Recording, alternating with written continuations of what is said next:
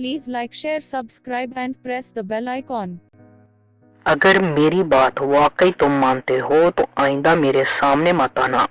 उस घुमंडी लड़की ने ये अल्फाज कहकर अपनी संगदिली की इंतहा कर दी थी और वो उसकी बात मानते हुए यूनिवर्सिटी से निकल आया था। उस अमीर ज़ादी हसीना ने यह भी न सोचा था कि वो यतीम बच्चा जिसे पढ़ाई का इतना शौक था कि दर दर की ठोकरें और लोगों की झटकियां खाने के बावजूद वो नीम को बेचते हुए स्कूल के अखराजात पूरे करता रहा था और फिर जब जवान हुआ तो भी तालीम हासिल करने का जुनून कम नहीं हो पाया था और अब चंद माह बाद ही उसे अपनी तमाम कोशिशों और काविशों का समर मिलने वाला था। तरक्की के दर उस पर वाह होने वाले थे। कहाँ वो इंग्लिश लिटरेचर में पीएचडी की डिग्री हासिल करने के ख्वाब देख रहा था और कहाँ उस जालिम लड़की ने उसे इंग्लिश में मास्टर्स भी करने नहीं दिया था। यूनिवर्सिटी से निकलकर अफसोस और गुस्से से बेकाबू होते हुए उसने सबसे पहले जेब से लाइटर निकालकर हाथ में पकड़ी किताबों को जलाया था। जलती किताबों को देखकर उसे यूं महसूस हो रहा था जैसे उसकी 16 साल की मेहनत जल रही हो। किताबों को जलाने के बाद वो पागलों की तरह हंसने लगा था और फिर यकदम ही ऐसे चुप हो गया था जैसे सांप सो गया हो। राख पर ठोकर मारने के बाद वो बालों को मुट्ठियों में जकड़ते हुए घुटनों के बल जमीन पर बैठ गया। उसका दिल बेख्तियार हलक के बल चीखने चिल्लाने को चाह रहा था। वो आसमान की तरफ मुंह उठाए कई शिकवे कई शिकायतें करने लगा। इसी वक्त दूर मस्जिद के मीनार पर लगे लाउड स्पीकर से जोहर की अजान की सदा बुलंद हुई और साथ ही उसके दिल पर नूर की बारिश सी बरसी और वो टकटकी बांधे मीनार की जानिब देखने लगा और फिर बेख्तियार उठकर मस्जिद की जानिब चलने लगा। अगरचे वो पहले भी 5 वक्त का नमाजी था मगर इस वक्त उसे ऐसे में लग रहा था जैसे वो ऐसी नमाज पढ़ने जा रहा है जो पहले उसने कभी अदा नहीं की। मस्जिद में दाखिल होते ही दिल में अजीब सा सुकून समा गया था। मस्जिद के सहन में एक शख्स खड़ा कुछ लोगों को वाज कर रहा था। उस शख्स के अल्फाज फराब के कानों में पड़े। वो एक कुरानी आयत का तर्जुमा बयान कर रहा था। ए ईमान वालो, सब्र और नमाज से मदद लिया करो। फराब को जैसे अपनी परेशानियों से निजात का रास्ता मिल गया था। वजू करने के बाद उसने बाद जमात नमाज अदा की और फिर कितनी ही देर तवील सजदों वाली नफली नमाज अदा करता रहा। फिर जो दुआ के लिए हाथ उठाए तो हथेलियों पर अशर खुद ब खुद गिरने लगे। या अल्लाह, मुझे माफ कर दे, मैं तेरी रजा पर राजी होने का सबक भूल गया था। ऐ परवरदिगार, मैं खताकार हूँ, गुनाहगार हूँ, मुझे दरगुजर फरमा। मेरी लग़ज़शें बहुत ज्यादा हैं मगर तेरी रहमत की भी तो मौला कोई इंतहा नहीं। मैं तुझसे तेरी रहमत की भीख मांगता हूँ, तुझसे तेरे करम का सवाल करता हूँ। मैं नहीं जानता मेरे लिए क्या बेहतर है, बस ए रब्बुल आलमीन, तू रहमतुल्लिल आलमीन सल्लल्लाहु अलैहि वसल्लम के सदके मुझे भलाई की तरफ माइल कर दे। अच्छाइयों को मेरा मुकद्दर और बुराइयों को मुझसे दूर कर दे। ए रहमानो रहीम, ये नाचीज खाक ज़दा तेरा बंदा तुझसे रो रो कर फरियादो इल्तजा करता है। तू मेरी दुआ कबूल फरमा और मेरे दिल को सुकून जैसी नेमत अता फरमा। आमीन या रब्बुल आलमीन। मस्जिद से निकलने के बाद उसके मन की दुनिया ही बदल चुकी थी। दिल इत्मीनान व सुकून से भर गया था। परेशानी या पेशमानी का कहीं शायबा तक न था। दिमाग में ये सोच बैठ गई थी कि जो हुआ अच्छे के लिए हुआ। پھر اس نے یونیورسٹی نہ آنے کی جیسے قسم کھا لی تھی۔ پروفیسر رجب نے وجہ پوچھی تو وہ ہیلے بہانے کر کے ٹال گیا۔ ہاں البتہ ارباز کو اس نے تمام حقیقت سچ سچ بتا دی تھی، اور ارباز تو اس کا فیصلہ جان کر پھٹ پڑا تھا۔ تم پاگل تو نہیں ہو گئے؟ صرف 4 ماہ رہ گئے ہیں فائنل ایگزامز کو، اور تم یونیورسٹی چھوڑنے کی بات کر رہے ہو؟ کیا کروں؟ اگر ایسا نہ کروں تو وہ ضدی لڑکی یونیورسٹی آنا ترک کر دے گی، وہ بے بسی سے بولا۔ تو کر دے، ہمیں اس سے کیا؟ ارباز نے لاپرواہی کا مظاہرہ کیا۔ شاید تم بھول رہے ہو، سوہنی کی آخری خواہش اریبہ کا خیال رکھنے کی تھی، اس نے یاد دہانی کے سے انداز میں کہا۔ ہاں مگر سوہنی بھابھی یہ نہیں جانتی تھیں کہ وہ لڑکی تمہارے ساتھ اس طرح کرے گی، ارباز نے باغی لہجے میں کہا۔ کچھ بھی ہو، عہد تو عہد ہوتا ہے، اور میں عہد شکنی نہیں کر سکتا، وہ دو ٹوک لہجے میں بولا۔ اگر تم ایسا کرو گے تو سوہنی بھابھی کی روح کو تکلیف ہوگی، ارباز نے ایموشنل بلیک میلنگ کی۔ میرا خیال ہے کہ اگر میں ایسا نہیں کرتا تو سونو کی روح زیادہ تڑپے گی، وہ حتمی لہجے میں بولا۔ ارباز جان گیا کہ وہ اپنا فیصلہ تبدیل نہیں کرنے والا۔ تو اب کیا کرو گے؟ تھوڑے توقف کے بعد ارباز نے پوچھا۔ ادھورے کاموں کی تکمیل، وہ سکون سے بولا۔ مثلاً؟ ارباز نے پوچھا۔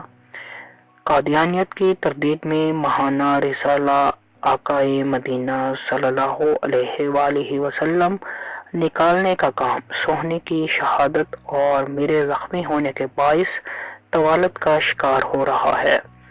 اس کام کو میں جلد از جلد پایہ تکمیل تک پہنچانا چاہتا ہوں، وہ عزم بھرے لہجے میں گویا ہوا۔ انشاءاللہ تعالی ہم اس مقصد میں کامیابی حاصل کر لیں گے، میرا ساتھ ہر طرح سے تمہیں حاصل رہے گا، ارباز نے ہمت بندھائی۔ اچھا میں اب چلتا ہوں، ایک پلازا کی بیسمنٹ کرائے پر مل رہی ہے، میرا خیال ہے کہ ہم وہاں اپنا پریس کلب آسانی سے لگا سکتے ہیں، اس نے اٹھتے ہوئے کہا۔ اگر ایسا ہے تو پھر تم دیر نہ کرو اور فوراً وہ بیسمنٹ حاصل کرو تاکہ جلد سے جلد مشینری منگوا کر کام کا آغاز کیا جا سکے، ارباز نے بےتابی کا مظاہرہ کیا۔ بے فکر رہو، میری پلازا کے مالک سے ملاقات طے ہے اور 1 گھنٹے میں مجھے وہاں پہنچنا ہے، وہ مسکراتے ہوئے بولا۔ تو پھر جلدی جاؤ، اور ہاں بات فائنل ہونے پر مجھے فون ضرور کرنا، ارباز نے کہا تو وہ سر ہلاتا ہوا بائک کی جانب بڑھ گیا۔ مشیب سوہنی کو بہت شدت سے مس کر رہا ہے، وہ ناشتے میں مشغول تھا جب ریحانہ بیگم نے کہا۔ وہ جو گوبھی والا پراٹھا دہی کے ساتھ بہت رغبت سے کھا رہا تھا، اچانک ہی حلق کڑوا سا محسوس ہوا اور بھوک بالکل غائب ہو گئی۔ وہ تھی ہی اتنی اچھی کہ ہم میں سے کون ہے جو اسے یاد نہیں کرتا، وہ گمبھیر لہجے میں گویا ہوا۔ ہاں واقعی، مگر بڑے تو خود کو کسی نہ کسی طرح بہلا لیتے ہیں، مگر بچوں کی بات الگ ہے، اور مشیب تو ہے بھی بہت حساس، ریحانہ بیگم نے ہنکارا بھرتے ہوئے کہا۔ میں بھی دیکھ رہا ہوں، وہ بہت کمزور ہوتا جا رہا ہے، فراب کے لہجے میں تشویش تھی۔ سینے کے بائیں جانب دل پر ہاتھ رکھ کر کہتا ہے کہ جب سے سونو آنٹی گئی ہیں یہاں بہت درد ہو رہا ہے، ریحانہ بیگم نے کہا۔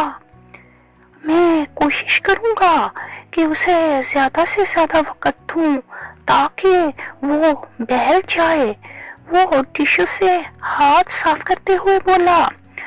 فراب بیٹے، ہو سکے تو اسے کسی ہارٹ اسپیشلسٹ ڈاکٹر کو دکھاؤ، مجھے تو طرح طرح کے وہم ستا رہے ہیں، ریحانہ بیگم نے آپ دیدہ لہجے میں کہا۔ فراب کے رونگٹے کھڑے ہوئے۔ آپ کی بات درست ہے، میں اسے کسی ڈاکٹر کو دکھاتا ہوں۔ ہاں بیٹا، غفلت मत बरतना, खुदा ना ख्वास्ता कुछ ऐसा ना हो जाए जो बर्दाश्त से बाहर हो। रेहाना बेगम ने मुस्तरब लहजे में कहा, अल्लाह ना करे कि ऐसा हो। जब तक मैं जिंदा हूँ मुशीब को इंशाअल्लाह कुछ नहीं होगा। वो तड़प कर बोला, मेरी भी दुआ है अल्लाह रब्बुल इज्जत मेरे मासूम बेटे को तमाम तकलीफों और बीमारियों से बचाए। रेहाना बेगम रूहान से हुई। प्रेस क्लब लगाने के लिए इमारत का इंतजाम हो गया था। आज वहाँ मशीनरी नस्ब करवानी है। इस काम से फारिग होकर मैं इंशाल्लाह कल ही मुशीब को डॉक्टर के पास लेकर जाऊंगा। वो उठते हुए बोला, नाश्ता तो ठीक तरह से कर लो। रेहाना बेगम ने उसे आधा पराठा खाकर ही उठते देखकर कहा, मैं जी भर के खा चुका हूँ, मजीद भूख नहीं है, उसने कहा और घर से निकल गया। रेहाना बेगम ने भी 2 लुक़मे मुश्किल हलक से उतारे थे और उसके बाद बर्तन समेटने शुरू कर दिए थे। अरबाज को भी प्लाजा के बेसमेंट वाली जगह बहुत पसंद आई थी और अब वो और फराब वहां मशीनरी नस्ब करवा रहे थे। आधे से ज्यादा काम हो चुका था कि अचानक फराब के मोबाइल पर बेल होने लगी। उसने कॉल रिसीव करते हुए मोबाइल कान से लगाया तो दूसरी तरफ रेहाना बेगम थी। फराब बेटे जल्दी घर पहुंचो, मुशीब की हालत बहुत बिगड़ रही है और उसे सांस लेने में भी बहुत दुश्वारी का सामना करना पड़ रहा है। रेहाना बेगम ने रोते हुए कहा, आप हौसला रखें, मैं इंशाअल्लाह अभी पहुंच रहा हूँ। वो उजलत भरे लहजे में बोला, जल्दी आओ बेटा, अगर मुशीब को कुछ हो गया तो मैं जीते जी मर जाऊंगी। रेहाना बेगम भीगे लहजे में बोली, आप भी अल्लाह पर भरोसा रखें, शेबी को अल्लाह के हुक्म से कुछ नहीं होगा। वो रेहाना बेगम से ज्यादा खुद को दिलासा देते हुए बोला और साथ ही उसने कॉल डिस्कनेक्ट कर दी। क्या हुआ? अरबाज ने चौंक कर पूछा। मुशीब की तबीयत खराब है, मुझे उसे लेकर हॉस्पिटल पहुंचना है। अब बाकी इधर का काम तुम संभालो। वो तेज लहजे में कहता हुआ सीढ़ियों की जानिब बढ़ गया। सुनो, अरबाज ने पीछे से पुकारा। हूँ, वो पलटते हुए बोला, मेरी गाड़ी ले जाओ और अपनी बाइक छोड़े जाओ। अरबाज ने गाड़ी की चाबी उसकी तरफ फेंकते हुए कहा, जिसे उसने सहूलत से कैच कर लिया। ठीक है, उसने तशक्कुर भरे लहजे में कहा और बाइक की चाबी अरबाज की तरफ उछाल कर बिजली की सी तेजी से सीढ़ियां चढ़ने लगा। फिर वो बहुत खतरनाक ड्राइविंग करते हुए मुशीब को जल्द ही हॉस्पिटल लेकर पहुंच गया था। मुशीब को ऑक्सीजन लगाकर फौरन इमरजेंसी रूम में ले जाया गया। तमाम डॉक्टर्स बहुत जल्दी का मुजाहरा कर रहे थे और फिर तकरीबन 1 घंटे से जायद वक्त गुजरने के बाद इमरजेंसी रूम का दरवाजा खुला और मुस्कुराते हुए डॉक्टरों के चेहरे नमूदार हुए। फराब और रेहाना बेगम तेजी से उनकी जानिब बढ़े। पिछले 1 घंटे के दौरान वो दुआएं करने के साथ साथ बेचैनी से कॉरिडोर में टहलते रहे थे। डॉक्टर साहब, कैसा है मुशीब? फराब ने बेताबी से पूछा। खतरे की कोई बात नहीं, माशाल्लाह उसकी हालत संभल गई है, डॉक्टर ने पेशावराना मुस्कुराहट के साथ कहा। अल्लाह का शुक्र है। रेहाना बेगम फौरन ही आबदीदा होकर शुक्र के आंसू बहाने लगी। आप बच्चे के क्या लगते हैं? डॉक्टर ने फराब से पूछा। जी, वो मेरा छोटा भाई है, उसने जवाब दिया। आप मेरे कमरे में आइए ताकि आपको दवाओं की तफसील बता सकूं, डॉक्टर ने फराब से कहा और अपने रूम की जानिब कदम बढ़ा दिए। आप इधर ही रुकिए, मैं जरा डॉक्टर साहब की बात सुनना हूँ, वो रेहाना बेगम से कहता हुआ उस कमरे की जानिब बढ़ गया जिसमें डॉक्टर दाखिल हुआ था और कमरे के बाहर डॉक्टर मुदस्सर हार्ट स्पेशलिस्ट व हार्ट सर्जन का छोटा बोर्ड नस्ब था। आइए बैठिए, क्या नाम है आपका? وہ کمرے میں داخل ہوا تو ڈاکٹر مدثر نے کہا، فاراب۔ وہ یک لفظی جواب دیتے ہوئے کرسی پر بیٹھ گیا۔ مسٹر فاراب، آپ کی مدر کے سامنے میں نے بات کرنا مناسب نہیں سمجھا، اس لیے آپ کو کمرے میں بلایا ہے، ڈاکٹر مدثر نے سنجیدہ لہجے میں کہا۔ آپ نے بہت اچھا کیا ڈاکٹر صاحب، کیا کوئی پریشانی کی بات ہے؟ اس کے لہجے میں تشویش تھی۔ اصل میں آپ کے بھائی کے دل میں سوراخ ہے، ڈاکٹر نے تعصب سے بتایا۔ کیا؟ اس نے مشکل سے خود کو سنبھالا۔ مسٹر فاراب، آپ مضبوط اعصاب کے مالک انسان ہیں۔ اگر آپ نے اسی طرح خود کو سنبھالے رکھا اور اپنے بھائی کے علاج پر مکمل توجہ دی تو انشاءاللہ آپ کا بھائی جلد صحت یاب ہو جائے گا، ڈاکٹر مدثر نے کہا۔ ڈاکٹر صاحب پلیز ذرا تفصیل بتائیں مشیب کی ہارٹ پرابلم کے بارے میں، وہ مضطرب لہجے میں بولا۔ دراصل مسٹر فاراب، آپ کا بھائی پچھلے دنوں بہت زیادہ غمگین اور افسردہ رہا ہے، یہ آپ ہی بہتر طور پر جانتے ہوں گے کہ کیوں۔ بہرحال آپ کے بھائی کا دل پیدائشی طور پر بہت کمزور ہے، غمزدہ رہنے کے باعث دل کی دھڑکن اور دوران خون کا نظام متاثر ہوا اور دل کے کمزور اعضاء میں درد ہونے لگا، اور پھر دل کا یہ حصہ جو بہت زیادہ کمزور ہو چکا تھا میں بہت معمولی سا سوراخ ہو گیا۔ ڈاکٹر مدثر نے ٹیبل پر سے ایکس رے اٹھا کر فنگر سے ایک پوائنٹ کی نشاندہی کرتے ہوئے کہا، ڈاکٹر صاحب اس کا علاج کیا ہے اور کتنا طویل ہے؟ اس نے ملال بھرے لہجے میں پوچھا۔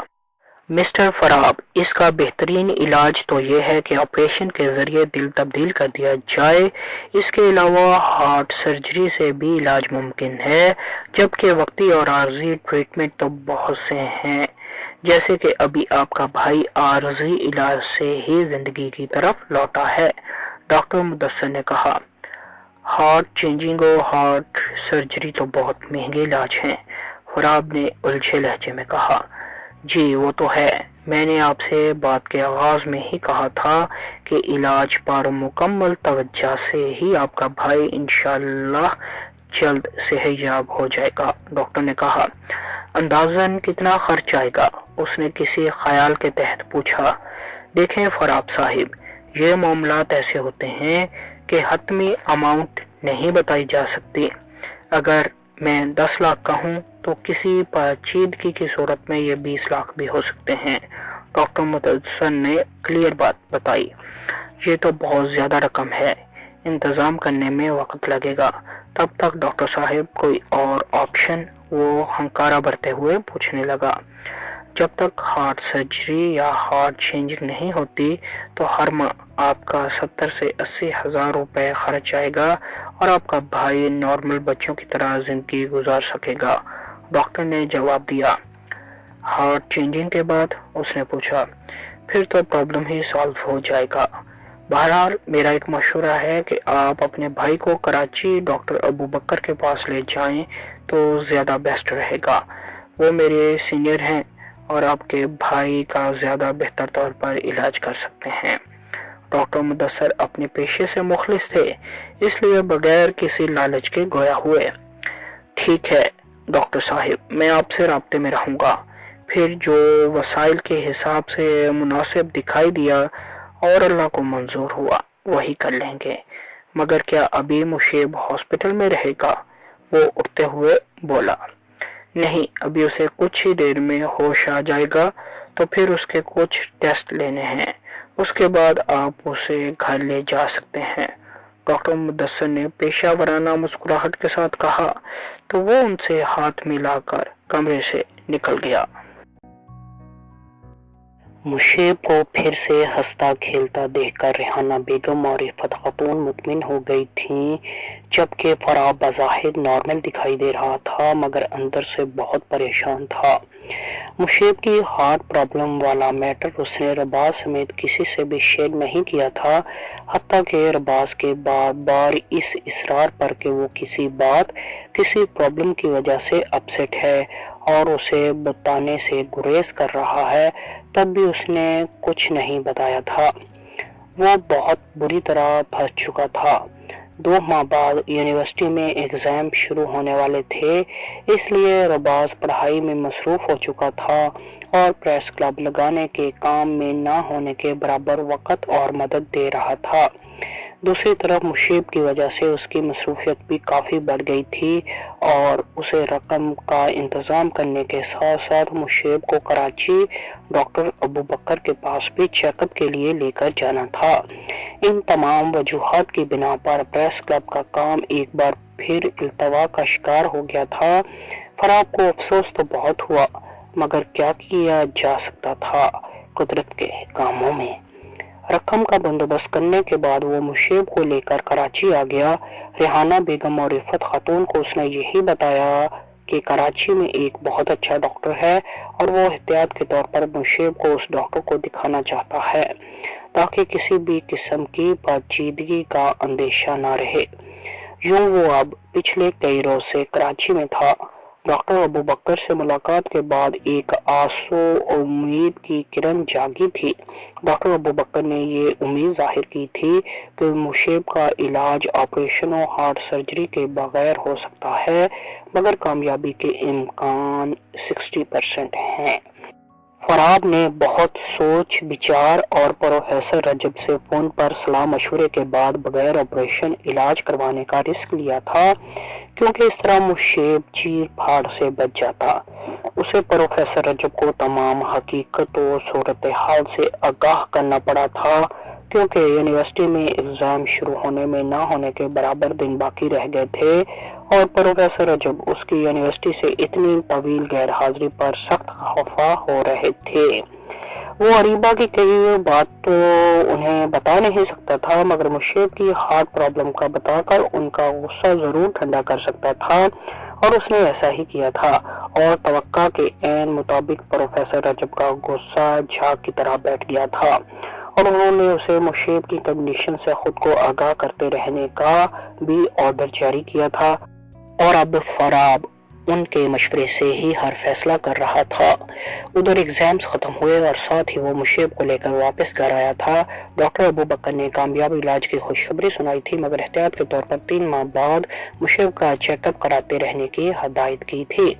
انہوں نے آتے وقت فراب کو سمجھایا تھا کہ ٹریٹمنٹ شروع کرنے سے پہلے ہی میں نے بتایا تھا کہ علاج میں کامیابی کے آثار 60% ہیں، اور اب چند ماہ بعد اس بات کا پتہ چلے گا کہ آیا ٹریٹمنٹ کے نتائج 100% نکلے ہیں کہ نہیں، اس لیے آپ کو ابھی احتیاط کا دامن ہاتھ سے نہیں چھوڑنا۔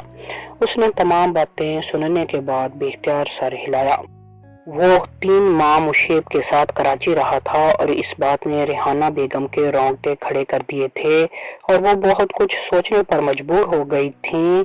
ان کی چھٹی حص بار بار اس بات کی نشاندہی کر رہی تھی کہ کچھ ایسا ہے جو فراب ان سے چھپا رہا ہے۔ مشیب کے ساتھ لازماً کوئی سیریس پرابلم ہے جو فراب ان کے علم میں لائے بغیر تنہا فیس کر رہا ہے۔ انہوں نے تہیہ کر لیا تھا کہ وہ فراب سے سامنا ہوتے ہی ضرور اس سے اصل بات اگلوا کر رہیں گی، اور پھر رات کو مشیب کے سو جانے کے بعد انہوں نے اسے آ گھیرا تھا۔ آئیے آپی، آپ ابھی تک سوئی نہیں؟ وہ انہیں کمرے میں آتے دیکھ کر مطالعہ کی مشغولیت ترک کرتے ہوئے بولا۔ ہاں بس سونے ہی جا رہی تھی، وہ بیڈ پر بیٹھتے ہوئے بولی۔ آپ کی طبیعت تو ٹھیک ہے؟ وہ فکرمندی سے پوچھنے لگا۔ ہاں میں ٹھیک ہوں، مگر مشیب کی طرف سے مجھے اندیشہ ہے۔ ریحانہ بیگم ڈائریکٹ مدعے کی بات پر آئیں۔ کیسا اندیشہ؟ وہ چونکا۔ ریحانہ بیگم نے اپنے تمام وہم اس کے گوش گزار کر دیے۔ پھر فراب نے انہیں بہت ٹالنے کی کوشش کی، جیسے کہ وہ پچھلے 3 ماہ سے ان کو ٹال رہا تھا۔ اس نے کئی بہانے تراشے، مگر وہ حقیقت کے سوا کچھ سننے پر تیار نہ ہوئی، تو مجبوراً اسے سب کچھ سچ سچ بتانا پڑا۔ یا اللہ رحم کر ہم گناہ گاروں پر، یہ تو ہماری کس خطا کی پاداش میں ہمارا اتنا کٹھن امتحان لے رہا ہے، وہ رندی ہوئی آواز میں بولی۔ آپی، اللہ تعالیٰ انسان کو کبھی بھی برداشت سے زیادہ غم نہیں دیتا۔ شکر کریں کہ بر وقت علاج سے مشیب ٹھیک ہو گیا۔ وہ کتاب ٹیبل پر رکھتے ہوئے بولا۔ میری اللہ تعالیٰ سے دعا ہے کہ میری اولاد کو دکھوں اور مصائب سے محفوظ رکھے اور ہمیں کسی بڑے امتحان سے نہ گزارے۔ ڈرتی ہوں کہ کہیں اللہ تعالیٰ کی ناشکری نہ ہو جائے۔ ریحانہ بیگم نے کہا، جی واقعی دعائیں تقدیر بدل دیتی ہیں۔ وہ سر ہلاتے ہوئے بولا، کیا تم نے یونیورسٹی جانا چھوڑ دیا ہے؟ ریحانہ بیگم نے پوچھا۔ جی چھوڑ دیا ہے، نہ چاہتے ہوئے بھی اس کی آواز بھر آ گئی۔ کیوں؟ ریحانہ بیگم نے حیرت سے پوچھا۔ بس ایسے ہی، وہ اب کی بار سنبھلے لہجے میں بولا۔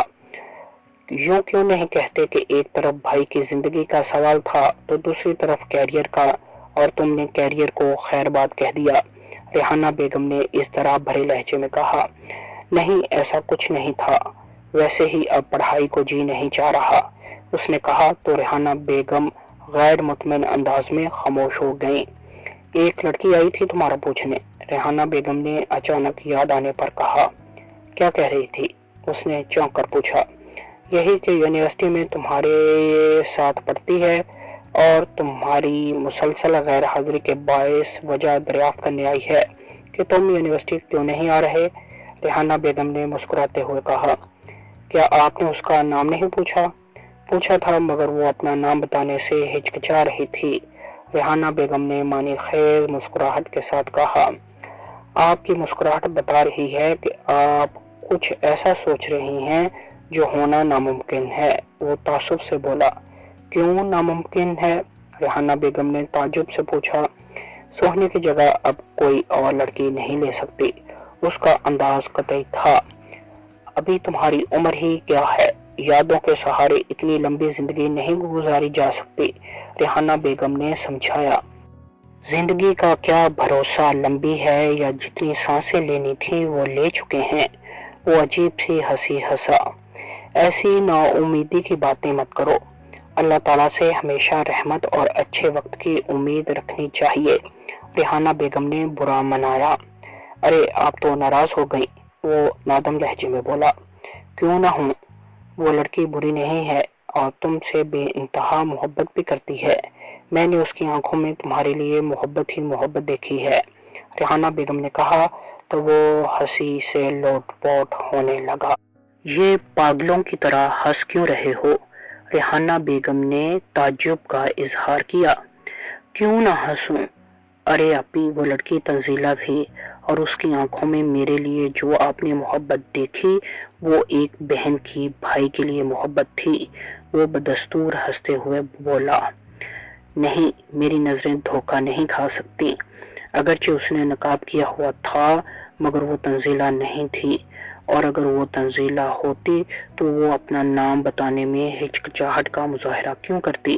ریحانہ بیگم نے وثوق بھرے لہجے میں کہا، مجھے 100% یقین ہے وہ تنزیلہ ہی تھی، کیونکہ یونیورسٹی سے کوئی اور لڑکی میرے پیچھے آ ہی نہیں سکتی، وہ یقین بھرے لہجے میں گویا ہوا۔ بہرحال یہ نہیں تو کوئی اور لڑکی پسند کر لو، ورنہ میں اپنی مرضی کی کسی لڑکی سے تمہاری شادی کر دوں گی، ریحانہ بیگم نے تنبیہی لہجے میں کہا۔ آپی ابھی سونو کو یہ دل بھلا نہیں پایا، مجھے تھوڑا وقت دیجیے، وہ بکھرے لہجے میں بولا۔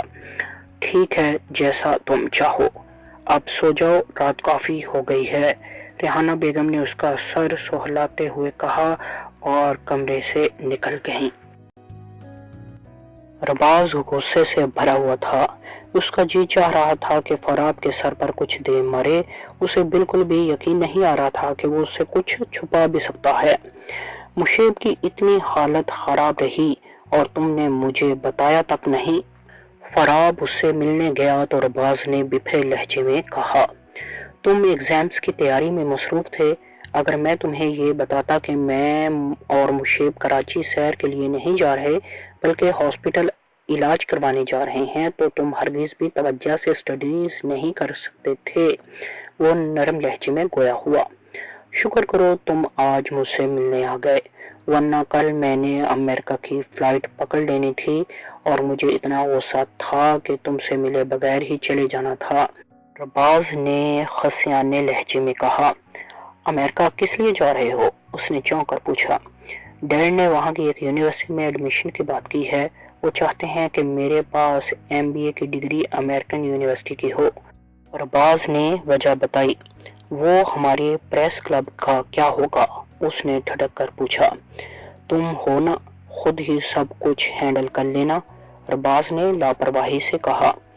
मुझे अकेले से सब संभालना मुश्किल हो जाएगा, वो एहतजाजी लहजे में बोला।